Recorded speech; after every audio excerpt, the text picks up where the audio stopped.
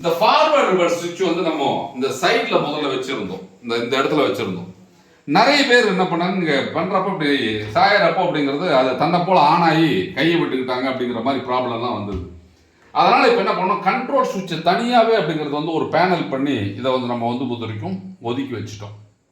அப்போ பழைய இயந்திரங்கள்ல ப்ரொடக்ஷன் 1 மணி நேரத்திற்கு ஒரு 3 to 4 கிலோ வந்துட்டு இருந்தது அப்படின்னு சொன்னால், இந்த எலைட் இயந்திரத்தில் அப்படிங்கிறது வந்து பார்த்தீங்கன்னா 5 to 6 கிலோ அப்படிங்கிறது ப்ரொடக்ஷன் வரும்.